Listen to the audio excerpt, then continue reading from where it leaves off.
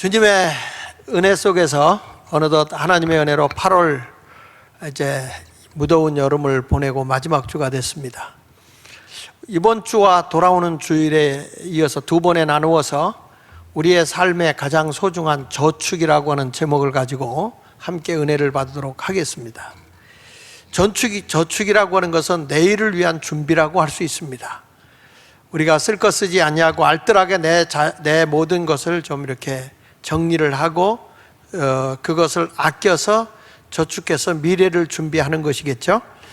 어떤 사람은 그 저축 금액을 은행에다 넣기도 하고, 또 어떤 사람에게는 그거를 주식에다 넣기도 하고, 어떤 사람에게는 연금으로, 또는 어떤 사람은 적금 또는 보험으로 자기 미래를 준비하는 분도 있을 것입니다.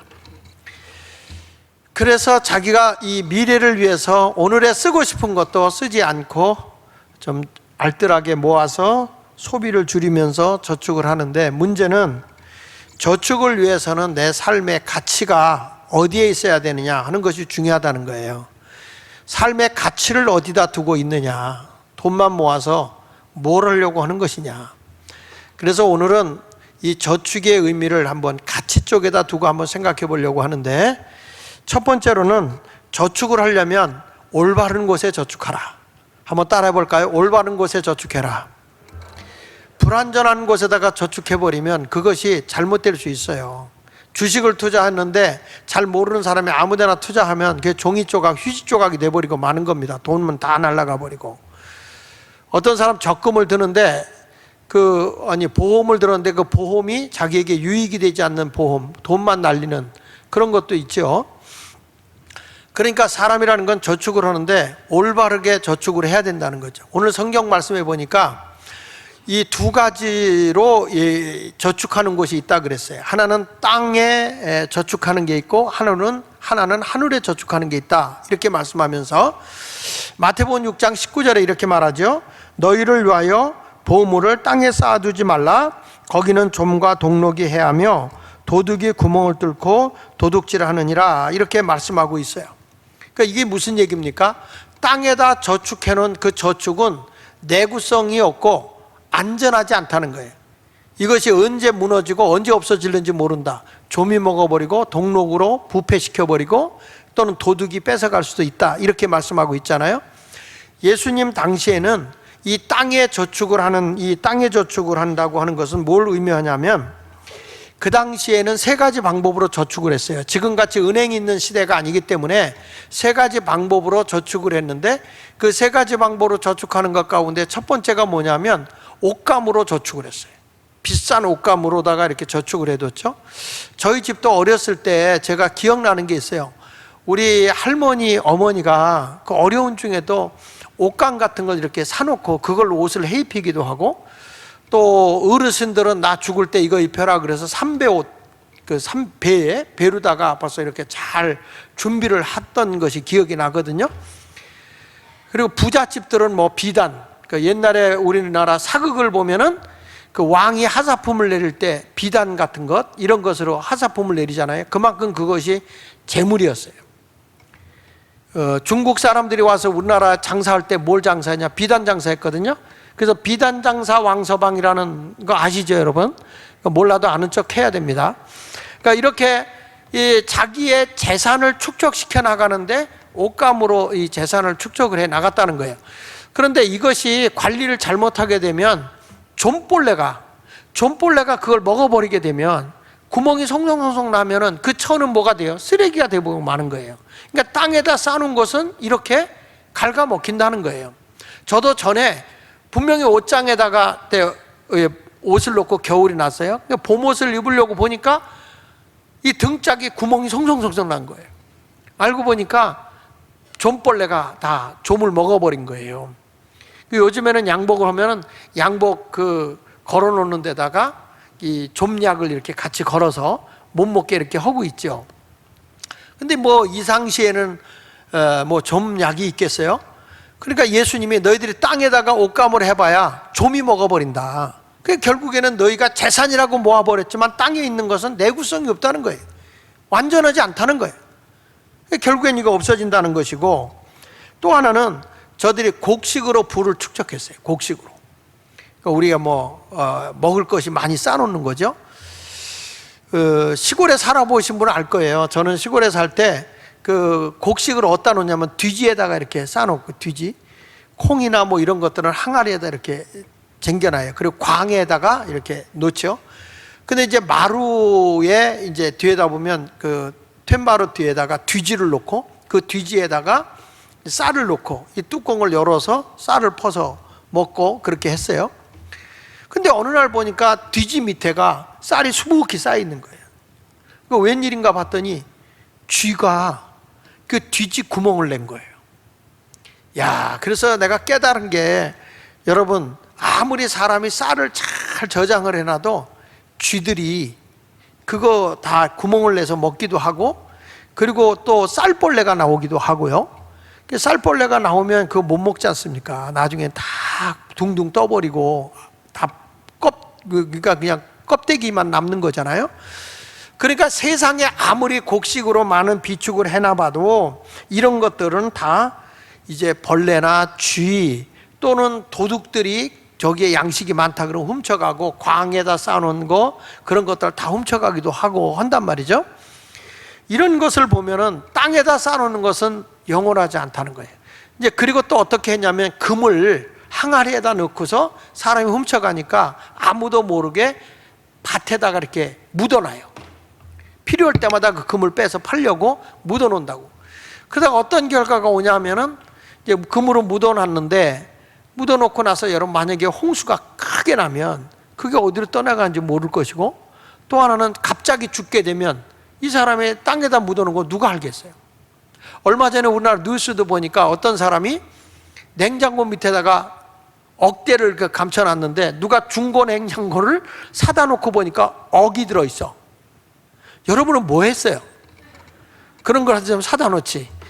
그러니까 이게 뭐냐면 자기가 해놓고 잃어버리는 거예요. 그러니까 땅에다가 보관해 놓는 거는 영원하지 않다는 거예요. 숨겨놨는데 결국에는 그것이 없어지는 거죠.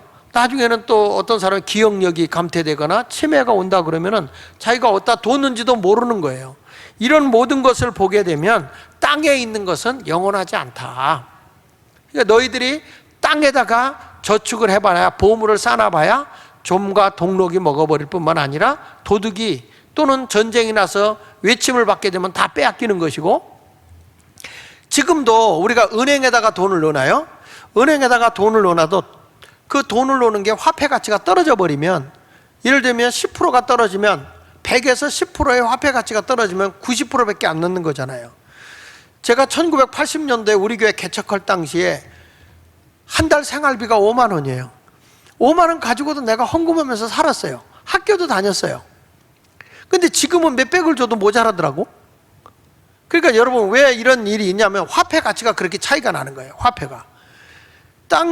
집을 산 사람들은 화폐가 확 올라가지만, 제가 그 당시만 해도 몇백만 원만 있어도 그때 집 한 채를 샀어요.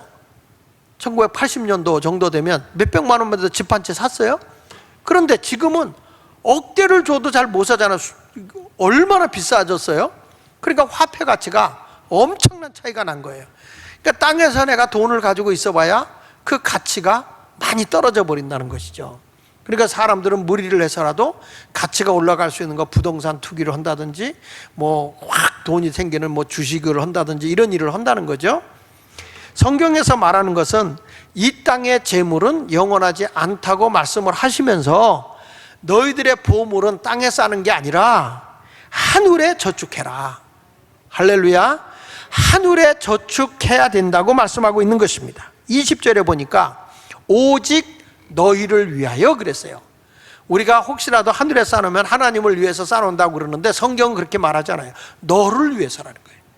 너를 위해서 땅에다가 보물은 쌓아놓지 말고, 19절에 보면 너를 위해서 보물을 땅에 쌓지 마라, 쌓아두지 마라. 반면에 20절에는 너를 위하여 보물을 하늘에 쌓아둬라. 거기는 좀이나 동록이 해하지 못하고 도둑이 구멍을 뚫지도 못하고 도둑질도 못한다 하면서, 내 보물이 있는 그곳에는 내 마음도 있다. 내 마음이 어디에 가 있느냐? 땅에 가 있느냐 하면 땅에다 쌓아놓을 것이고, 내 마음이 하늘에 있느냐 하면 하늘에 보물을 쌓아놓을 것이다 말씀하고 있는 거예요. 근데 우리 예수님은 지금 뭐라고 말씀하냐면, 너희들이 영원히 없어지지 않는 것, 그건 어디다 쌓아야 되느냐? 썩지도 않고 녹슬지도 않고 도둑질도 당하지 않는 하늘에다가 쌓아놔야 된다고 말씀하고 있습니다. 너희를 위하여 보물을 하늘에 쌓아두라. 이 말을 듣는 사람들은 이게 뭐야, 보물을 하늘에 쌓아두라, 우리가 볼 땐 이해를 못하는 부분이 많아요. 그런데 히브리인들은, 이 당시에 예수님이 말씀을 전하고 있는 이스라엘 사람들은 보물을 하늘에 쌓아둬라 라고 하는 말이 무슨 말인지 다 알아요. 당시에는 이스라엘 사람들에게 있어서 의인이 하늘에 쌓는 보물이 뭐냐 그러면은 바로 구제로 생각했어요. 구제. 없고 가난한 사람에게 나누어 주는 것이 보물이다, 그걸 하늘에 쌓는 거다, 이렇게 믿고 있었어요. 그래서 저들은 구제라는 단어를 쓸 때는 찌드카라는 히브리어를 써요. 찌드카. 근데 이 찌드카라는 단어에서 온 게 의인이라는 단어인데, 그 의인이라는 단어가 째딕이에요. 째딕. 히브리어로 째딕이 의인이고, 그리고 구제라는 게 찌드카라는 단어를 쓰는데, 그 찌드카라는 단어에서 째딕이 온 거란 말이에요. 그러니까 내가 어렵고 가난한 사람을 보면은 내가 그를 위해서 봉사하고 나누고 베풀어요. 구제를 해요. 그러면 그 사람을 보고 뭐라고 하니? 아, 의인이십니다, 이렇게 말하는 거예요. 이것이 히브리인들은 다 알고 있어요. 그래서 내가 가지고 있는 보물을 가난한 사람을 위해서 구제한다면 그 물질은 없어지는 게 아니라 그 보물을 하늘에 쌓아놓는 것이라는 거예요. 이것을 전부 다 이해를 하고 있어요. 그렇게 쌓아놓는 것은 절대 없어지는 게 아니라는 거예요. 조미 먹는 것도 아니고 동록이 먹는 것도 아니고 도둑질 당하는 것도 아니라고 분명하게 선언하는 것입니다. 그래서 예수님이 우리에게 금하지 말라는 게 뭐냐면 저축하라는 거예요. 근데 그 저축은 땅에다가 남기는 것이 아니라 하늘에 저축하라, 이렇게 말씀을 하고 있습니다. 그러니까 성경에 옥합을 깨트려드린 여인에 대해서 그 향유를 부어서 자기의 가지고 있는 걸 다 드렸잖아요. 그럴 때 뭐라고 그래요? 복음이 전해지는 것마다 이 여인이 행한 일도 기억이 되게 하라, 이렇게 말씀해요. 성경 마가복음 14장 9절에 보면, 내가 진실로 너희에게 이르노니 온 천하에 어디서든지 복음이 전파되는 곳에는 이 여자가 행한 일도 말하여 그를 기억하리라. 여러분, 땅의 것은 절대로 나를 지켜주지 못합니다. 사람들은 경제가 어려울수록 돈이 있어야 된다 그래서 자꾸 돈에 관심을 갖습니다. 그것이 세상의 철학이고 불순종하는 자들의 태도예요. 자꾸 돈에 신경이 쓰여진다는 거죠. 그런데 성경은 말합니다. 너희가 세상에 자꾸 물질에다가 자꾸 신경을 쓰는 것이 너희들의 생명을 보존하지는 못하는 거다. 돈을 많이 가지고 있다고 되는 게 아니에요. 그래서 성경에 보면 이 보물을 하늘에 쌓아놓은 사람들은 죽은 자도 살리더라고요. 성경에 다비다라는 여인이 있어요. 다비다. 이 다비다라는 여인이 뭘 잘하냐면 구제를 너무너무 잘하는 거예요. 어려운 사람 보면 다 옷도 해입히고 이렇게 베풀기를 잘했어요. 근데 어느 날 이 여인이 갑자기 세상을 뜹니다. 그때에 구제를 입었던 많은 사람이 사도 베드로 목사님을 찾아가는 거예요. 베드로를 찾아가서 이 여인이 죽어서는 안 됩니다. 그분은 어렵고 가난한 사람들을 위해서 늘 베풀고 구제했던 사람입니다. 이 여인 살려줘야 됩니다. 베드로가 가서 그 여인을 위해서 기도해 주는데 그 여인이 다시 살아요. 그래서 그 여인의 이름이 다비다, 원 이름은 도르가, 이런 뜻인데 참 이름이 재밌죠? 구제할 때는 다비다, 다 비었다. 근데 도로, 생명이 죽었던 사람이 돌아가. 그래서 도르가. 이름을 잘 지어야 되는 것 같아요. 여러분, 무엇을 하나님이 기억했을까요? 보물을 하늘에 쌓아놓은 자에겐 생명이 있어요. 성경의 성령의 역사를 통해서 이방인을 전도하려고 할 때 우리 하나님이 고넬료를 써요. 근데 고넬료가 어떤 사람이었냐면 성경에 보면 기도와 구제가 하나님 앞에 상달된 사람이었다 그랬어요. 그러니까 그 고넬료를 하나님이 천사를 보내서 빨리 베드로를 초청해다가 너희 집에 말씀을 들어라. 그래서 하나님의 말씀을 듣고 성령의 충만함을 그 집에 받게 되고 이방의 전도의 기지가 되지 않습니까? 하나님은요, 하늘에 보물을 쌓아놓은 자에게 생명을 주고 은혜를 주고 하나님의 큰 사랑을 베풀어 주시는 거예요. 자기만을 위해서 살아가는 사람을 하나님이 쓰는 게 아니고 이렇게 베풀면서 사는 사람에게는 하나님이 생명도 주시고 또 귀하게 하나님 나라 사역을 위해서도 쓰는 겁니다. 반면에 자기만을 위해서 돈을 모으고 먹고 마시고 즐기고 쉬자 이랬던 사람에게는 생명을 뺏어가요. 성경 누가복음 12장 19절 이하에 보면 한 부자가 자기 창고에 가득히 쌓아놓고 더 이상 곳간을 채울 수가 없을 정도로 돈을 많이 모아놨어요. 그랬더니 이 사람이 뭐라고 말한 거니? 또 내가 내 영혼에게 이르되 영혼아 여러 해 쓸 물건을 많이 쌓아두었으니 평안히 쉬고 먹고 마시고 즐거워하자. 결국에 이 사람이 돈을 모은 목적이 뭐예요? 먹고 마시고 쉬고 즐기는 거예요. 향락이에요. 이런 사람을 향해서 우리 예수님은 이렇게 말합니다. 20절에 하나님이 이르시되 어리석은 자여 땅에다 쌓아놓고 자기만을 위해서 살려고 하는 사람을 뭐라고 얘기하는지 아세요? 어리석은 자다, 바보들이다. 오늘 밤에 내 영혼을 도로 찾으리니 그러면 내 준비한 것이 누구 것이 되겠느냐 하시면서 21절에 자기를 위하여 재물을 쌓아두고 누구를 위해서? 자기를 위해서. 누구를 위해서? 나를 위해서. 나만을 위해서 쌓아두고 하나님께 대하여 부요하지 못한 자가 이와 같다. 그래서 옛날부터 그 사람 살만하니까 죽었다 이 얘기를 듣는 거예요. 그렇지 않습니까 여러분? 자기만을 위해서 살만할 때 하나님은 물질이 흩어져야 모든 사람이 더불어 같이 살거든요. 그러니까 물질이 골고루 나눠지게 하기 위해서 가진 자들의 생명을 뺏어요. 그래서 그 물질이 어떻게 되게? 골고루 나눠지게. 그런데 이스라엘 백성들에게는 이 구제법에는 구제를 하는 데는 무조건 다 줘라 이게 아니고 미슈나라는 율법을 해석하는 법이 있어요. 그 법에서 폐아법이라는 게 있어요. 구제법. 구제는 이렇게 해라 하는데 어느 정도까지 구제를 했냐면 내 재산의 5분의 1이에요 그 이상을 넘어가게 되면 내가 가난하게 돼서 남의 도움을 입어야 된다는 거예요. 그러니까 구제는 내가 재물을 팔았다 땅을 팔았다 그래서 몽땅 다가 아니고 내가 가난을 내 스스로 살아갈 수 있도록 하기 위해서 재산의 5분의 1 정도는 가난한 사람을 위해 쓰라는 거죠. 국가도요 이 복지다 해가지고 막 퍼주잖아요 지금. 그래서 국가 부채가 막 올라가지 않습니까? 굉장히 위험한 거예요. 이건 앞으로 우리 대한민국을 가난의 길로 몰고 가고 있는 거예요. 결국에는 이스라엘 유대민족 같은 경우는 20%를 넘지 않아요 복지비가. 근데 우리가 이 복지비가 막 넘어가면 결국에 우리의 후손들이 빚을 지게 되고 못 살게 되는 거라고요. 공짜 좋아하면 안 돼요. 그러니까 만약에 국가가 돈이 남는다 그러면 그거를 재투자해가지고 생산성이 많아서 수입이 많아지면 20%가 점점 커지겠죠. 그러면 우리의 복지국가가 점점 커지는 거예요.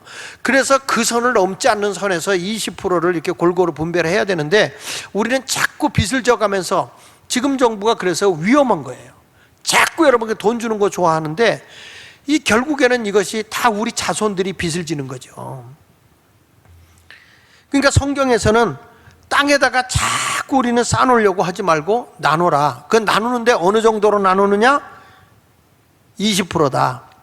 그 성경에서 얘기할 때 여러분들이 이렇게 나누잖아요. 나누는데 그 나눔이 저 사람이 땅을 팔았다, 뭘 팔았다 하면 그 당시에 이 사람들은 율법을 지키는 사람들이기 때문에 5분의 1에서 이 문제를 해결하는 거예요. 자, 사람들이 악착같이 모으기만 하고 도와줘야 할 사람에게 도움이 없다면 이것은 땅에다가 보물을 쌓아놓고 있는 사람하고 똑같은 것이죠. 성경에 누가복음 16장 19절로 31절까지의 말씀에 보면은 여러분이 잘 알고 있는 부자와 거지 나사로 얘기가 나와요. 자기 집 앞에 거지 나사로가 있었고 부자는 아주 땅땅거리며 비단 옷을 입고 아주 행복하게 즐기면서 이 세상에 살았어요. 그런데 부자인 사람도 죽었고 거지인 나사로도 죽었어요. 죽고 난 뒤에 거지 나사로는 천국에 가 있었고 부자는 지옥에 갔어요. 근데 세상에서 부귀영화 공명을 다 누렸던 이 부자가 그곳에 가서 물 한 방울이 없었어요. 그래서 나사로에게 뭐라고 부탁합니까? 아브라함을 통해서 저 나사로를 보내서 나에게 손가락에 물 한 방울만 이렇게 찍어서 죽여달라. 그 정도로 궁핍한 거예요. 그때 뭐라고 말합니까? 하늘에서 음성이 들려오고 너는 이 세상에서 이미 다 부귀영화를 누리지 않았느냐. 땅의 것은 순간인 거예요. 그러나 하늘의 것에다 쌓아놓은 사람은 하늘의 것이 엄청난 부를 누리게 되는 거예요. 우리 모두가 하늘에 쌓아놓는 아름다운 삶을 살아야 되는 거예요. 지옥에 가서 그 고통스럽게 살 게 뭐 있어요? 그래서 우리 하나님은 청직, 우리는 물질을 맡은 자들이야. 주인은 하나님이에요. 우리는 청지기예요. 그 청지기가 물질을 어디에 써야 되느냐? 그게 불의한 재물이거든. 내게 맡겨준 건 주인이 따로 있잖아요. 근데 주인 허락 없이 내가 맡아서 써야 되기 때문에 그 재물을 불의한 재물이라고 하는 겁니다. 내가 직장 생활에서 월급 받고 내가 사업해서 돈 벌고 정당하게 벌었어요. 근데 왜 그게 도둑질한 것도 아닌데 불의한 재물이냐라고 하면 그 불의한 재물이라고 하는 이유는 주인이 하나님의 것인데 하나님의 허락 없이 내가 임으로 쓰기 때문에 불의한 재물이라는 거예요. 누가복음 16장 9절에 이렇게 말하잖아요. 내가 너희에게 말하느니 불의의 재물로, 이렇게 말하잖아요. 하나님이 너에게 맡겨준 재물로 친구를 사귀라, 이렇게 말한다고요. 그럼 여기서 말하는 친구는 예수님의 친구예요. 예수님의 친구가 누굽니까? 가난한 자, 병든 자, 고아와 과부, 소외당한 자, 이런 사람들에게 내가 재물을 쓰라는 거예요. 그리하면 없어져. 그 재물이 없어질 때 그들이 너를 영주할 쳐서 천국으로 영접한다는 거죠. 우리의 재물이 어디에 쌓이게 해야 되느냐? 어떤 사람은 일생을 살아가는 동안에 남을 한번 돕지 못하고 사는 사람도 있어요. 어르신들이 뭐 이렇게 국가에서 어떤 연금이 나온다거나 뭐 주면 거기서 작게라도 여러분 가난한 사람을 위해서 이 구제비 정도는 쓸 줄 알아야 되고 선교비 정도는 쓸 줄 알아야 되는 거예요. 이게 확실히 돈 얘기 하니까 여러분들이 자꾸 고민하는데, 나는 지금 영원한 없어지지 않는 하늘에 저축하라는 거예요. 저축. 이건 내 말이 아니고 주님의 말씀인 것입니다. 우리가 열심히 노동해서 기쁨으로 돈을 벌지만 그것이 그냥 땅에다만 쌓아놓아서 없어질 돈이 되지 말고 영원한 하나님이 여러분을 보장해주는 재물이 되게 해야 되는 거죠. 그것이 나중엔 자손 만대에 30배, 60배, 100배, 1000배까지도 복이 와지는 거예요. 그래서 값진 보물은 뭐냐? 선한 일을 행하는 것이다. 하늘에 쌓아놓는 자가 되시기를 예수 이름으로 축원합니다. 오늘 이 말씀을 듣고 나서는 다 좋아요. 아, 그래, 그래야지. 그런데 이게 하기가 어려워요. 누구만 할 수 있느냐? 영의 눈이 밝아야 할 수 있는 거예요. 두 번째 가서는 영의 눈이 밝아야 하늘에 저축할 수 있는 겁니다. 그래서 성경에 이렇게 말하는 거예요. 마태복음 6장 22절로 23절에 보니까 눈은 몸의 등불이니, 그러니까 눈은 마음의 등불이라는 거예요. 그러므로 내 눈이 성하면 온몸이 밝을 것이다. 내가 영의 눈이 밝아지면 이것을 어디다 쓸 수 있느냐? 온전하게 밝은 세상을 위해서 쓸 수 있다는 거예요. 눈이 나쁘면 온몸이 어두울 것이니 그러므로 내게 있는 빛이 어두우면 그 어두움이 얼마나 더하겠느냐. 결국에 영의 눈이 어두우면 자기 욕심만을 위해서 살아요. 그런데 영의 눈이 밝으면 하나님의 말씀대로 하늘에 보물을 쌓는 사람이 되는 거예요. 저축을 한다는 거죠. 그러니까 초대교회 성도들이 성령이 충만하잖아요.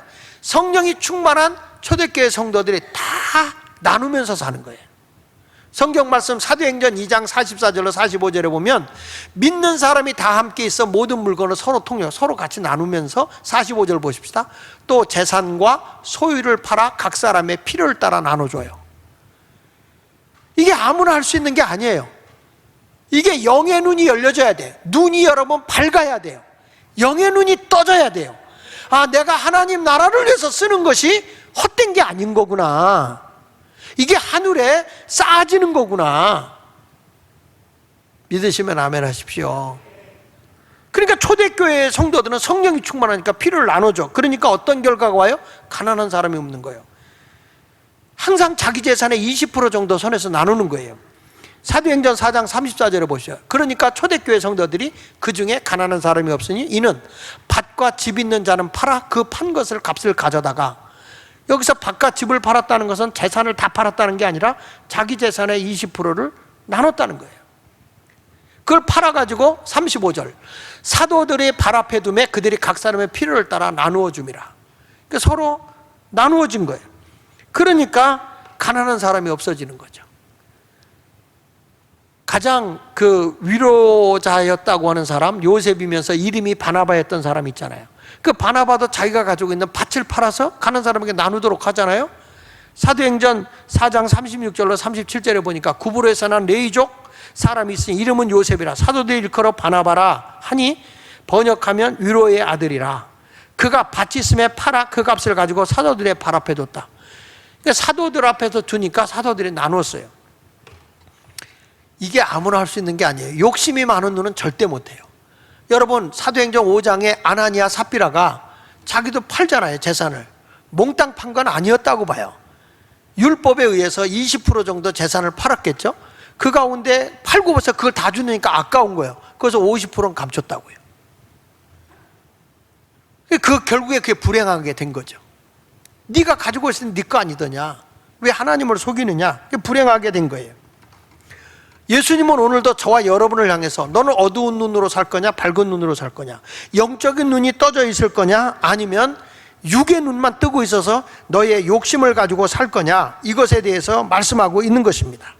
성경 말씀 요한일서 2장 15절에 보면 이 어두운 눈을 가지고 있는 사람은 이 세상이나 세상에 있는 것들을 사랑하지 말라고 얘기하잖아요. 어두운 눈에 취해 있는 세상 것만을 욕심을 부리고 있는 자들을 향해서 세상의 것을 사랑하지 마라. 누구든지 세상을 사랑하면 아버지의 사랑이, 하나님의 은혜가 그 안에 없다. 이는 세상에 있는 모든 것이 사람이 육의 눈을 뜨고 나면 영적인 눈이 어두운 거거든요. 그러면은 육신의 정욕, 욕심으로 사는 거예요. 그 다음에 안목의 정욕, 보는 대로 갖고 싶어. 그 다음에 이생의 자랑, 명예, 권세, 출세욕, 이런 것들만 자꾸 부린다는 거예요. 이런 것은 다 아버지께로부터 온 것이 아니요 세상으로부터 온 것이다. 이건 다 마귀로부터 온 것이라는 거예요. 우리는 신앙생활하면서 영의 눈이 밝아져야만 하늘의 보물을 저축할 수 있는 것입니다. 여러분 어때요? 땅에다가 많은 걸 쌓아놓은 사람은요 세상 떠나가고 싶지 않아요. 세상에 둔 것이 많으니까 세상이 더 좋은 거예요. 그런데 하늘에 소망을 두고 산 사람은요 죽음이 오면 오히려 행복해요. 좋아한다고요. 사도 바울이 예수님을 만나고 나 보니까 세상의 것이 다 배설물 같은 거예요. 인분과 같은 거야. 그래서 다 버렸어요. 어디에다 소망을 두고 살아요? 하늘에 소망을 두고 살아요. 그러니까 바울은 항상 두 가지 길이 있다. 하나는 살래 죽을래, 이 두 가지를 놓고 보면 자기는 오늘이라도 빨리 죽어서 예수님 곁으로 가고 싶은 마음이 간절하다. 그래서 산다면 내가 다른 사람들에게 복음을 전할 수 있어서 유익하다, 그 고백을 해요. 사도 바울이 빌립보 감옥에 갇혀서 오늘 죽을지 내일 죽을지 몰라요. 근데 그런 죽음이 자기 앞에 지금 죽느냐 사느냐 요 갈림길에서 이렇게 말합니다. 빌립보서 1장 23절 24절에 보면 내가 그 둘 사이에 끼었다. 죽느냐 사느냐 요 갈림길에 끼었다. 그런데 바울이 하는 얘기 봐요. 차라리 세상을 떠나서 그리스도와 함께 있는 것이 훨씬 더 좋은 일이라 그렇게 하고 싶다. 나는 예수님 곁으로 가고 싶은 마음이 간절하다. 그게 내 진실한 마음이다. 지금 이 사람은 3층 천을 갔다 온 사람이에요. 천국을 보고 온 사람이에요. 하늘의 보화를 다 알고 있어요. 그러니까 지금이라도 나는 빨리 죽어서 거기 가고 싶은 마음이 간절하다. 그러나 내가 육신으로 있는 것은, 내가 살아서 육신으로 있는 것은 너희를 위해서 더 유익한 것이다. 왜냐하면 구원의 복음을 전해서 천국 백성으로 전도할 수 있기 때문에 너희를 위해서는 유익하지만 나를 위해서는 빨리 예수님 곁으로 가고 싶은 마음이 간절하다. 이게 세상에 욕심을 두지 않고 하늘에 소망을 둔 사람만이 이런 고백을 할 수 있어요. 솔직히 여러분은 세상이 좋은가요? 하늘이 좋은가요? 저는 어저께 우리 교육과정에 신방을 갔습니다. 의사가 손을 더 이상 쓸 수 없고 약으로 해결할 수 없습니다. 이제는 자기의 죽음을 준비해야 되는, 가면 호스피스 병동으로만 갈 수밖에 없는 그런 상황에 놓여 있는 분입니다. 제가 어저께 신방을 갔습니다. 신방을 가서 그분에게 이런 얘기를 했어요. 예수 그리스도가 나무에 달린 것은 우리의 죄를 위해서다. 그리고 그분이 부활한 것은 의롭게 하기 위해서다. 우리의 영혼의 암은 죄의 문제를 해결해야 된다. 예수님의 은혜로 내가 죄사함을 받았으면 영혼의 암은 사라진 거다. 그러나 당신의 육은 지금 암이 온몸에 다 퍼졌다. 당신의 육의 몸은 이제는 사망밖에 없어. 그렇지만 우리는 갈 천국이 있어. 지금까지 당신이 의사를 의지하고 약을 의지하고 살았다면 이제는 하나님께 소망을 둬라. 하늘의 소망을 둬라. 그동안에 열심히 일하면서 살았어요. 돈 벌기 위해서 열심히 살았죠. 그러나 죽음 앞에서 그게 나에게 도움이 됩니까? 그 물질이, 그 재능이, 자기의 수고가 결코 자기를 도울 수가 없어요. 이분에게 저는 하나님에 대한 소망을 줬는데 같이 앉아서 과일을 먹으면서 대화를 했어요.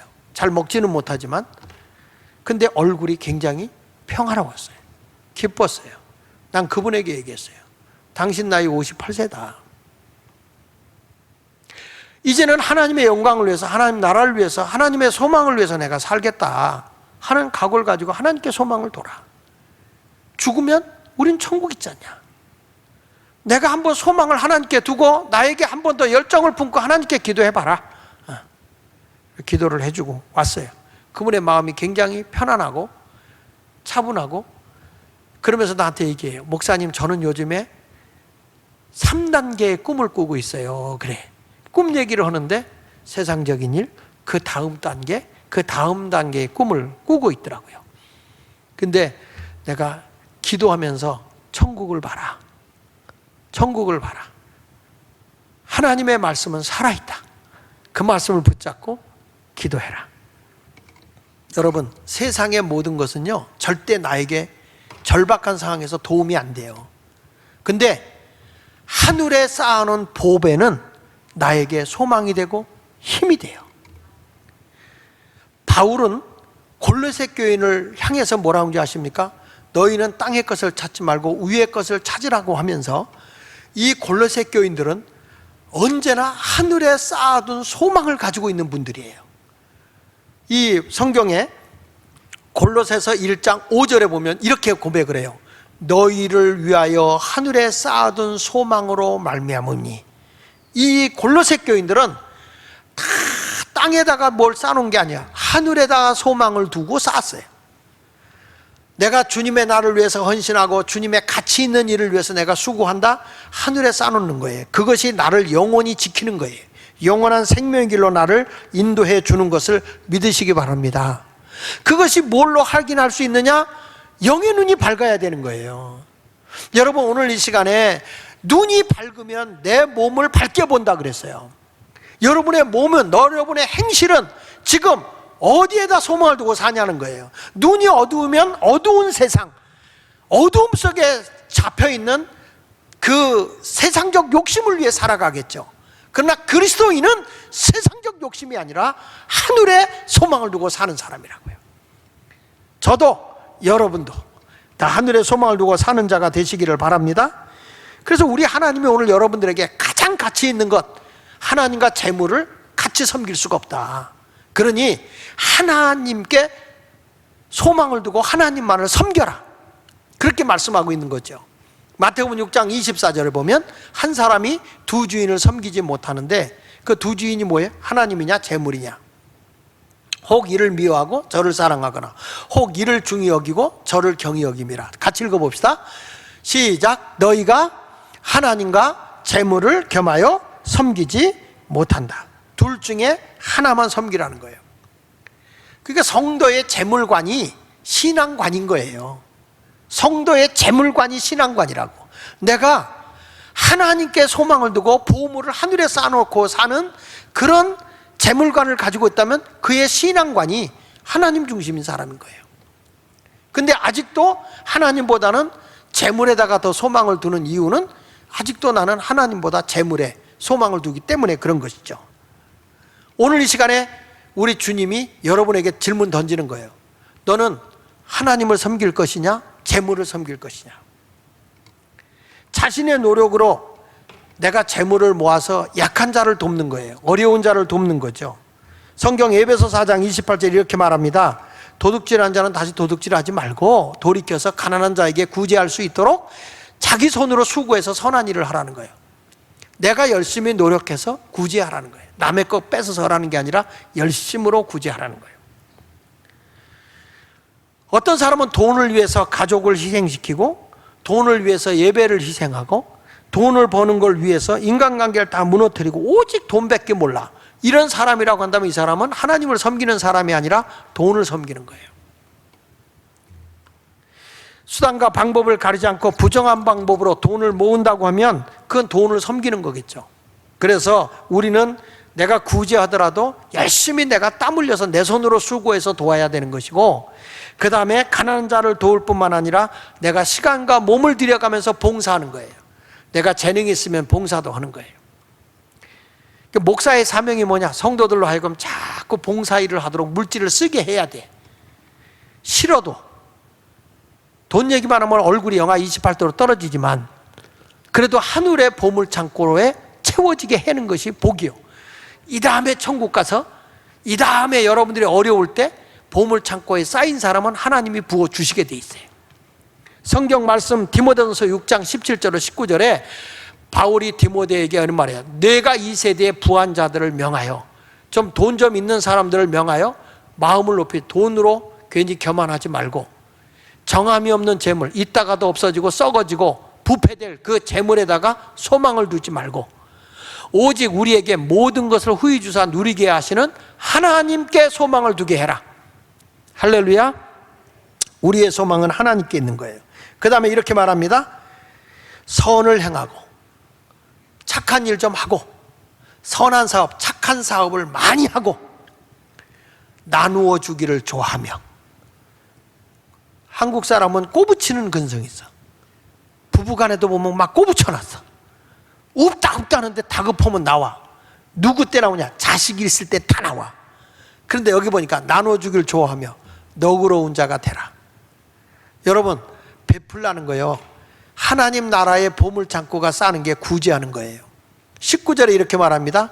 이것이 장래에 자기를 위하여 좋은 터를 쌓아 참된 생명을 취하는 거예요. 이게 천국의 비밀이다 이거예요.